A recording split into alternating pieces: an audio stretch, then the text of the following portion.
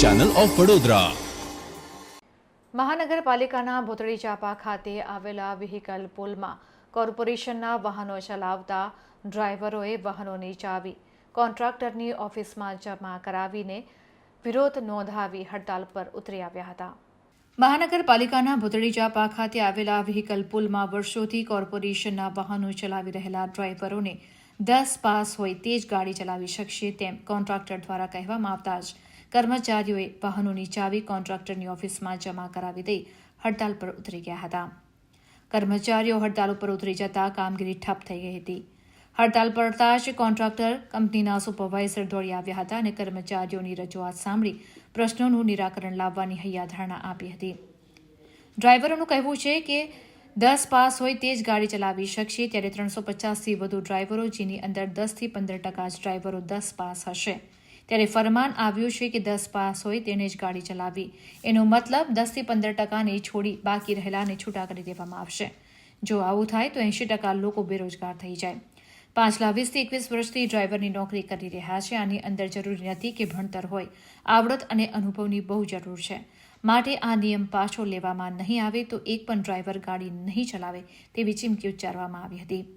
વડોદરા મહાનગરપાલિકાએ 10 પાસ ડ્રાઈવરનો જે નિર્ણય લીધો છે તે પાછો ખેંચવાની માંગ સાથે વ્હીકલ પુલના વાહનોના ડ્રાઈવરોએ હડતાલ પર ઉતરી જઈને વિરોધ નોંધાવ્યો છે.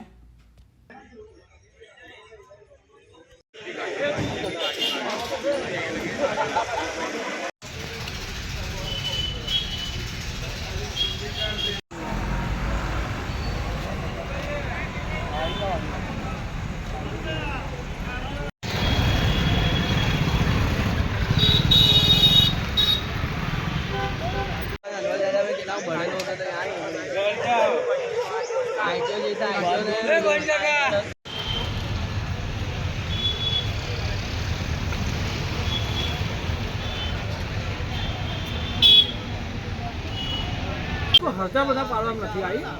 તો વડોદરા મહાનગરપાલિકામાં એક નવા વર્ષનો નવો નિયમ લાગુ કરવામાં આવે છે. કોન્ટ્રાક્ટર સવારે જાણ કરવામાં આવી બધાને કે ભાઈ જે 10 પાસ હશે તે જ ડ્રાઈવરમાં લેવામાં આવશે, બીજા કોઈ ડ્રાઈવરમાં લેવામાં આવે નહીં. તો સવારે કોન્ટ્રાક્ટર દ્વારા બધાને સૂચનાઓ આવી એટલે જે અભણ ડ્રાઈવરો એને ગાડી ચલાવવાનો અનુભવ તો આજે 20-21 વર્ષનો અનુભવ છે એ લોકોને, પણ એમની પાસે બધા સટી નથી ભણતરનું, એટલે એ લોકોને આજે એ લોકોને ગાડી પર કોઈને છડવા ના દીધા. તો ડ્રાઈવરે કોઈ હડતાલ નથી પાડી, પણ આમ તો એમને આજે છૂટા કરવામાં આવ્યા છે. કેટલા લોકો છૂટા કરવામાં આવ્યા છે? તમે જોવા જાવ તો અમારા જાણવા મળ્યું કે 70-80% ડ્રાઈવરો અહીંયા 10 ફેલ છે કે 10 થી ઓછું તો અમુક ભણ્યા ના હોય. આનો અનુભવ લોટ છે.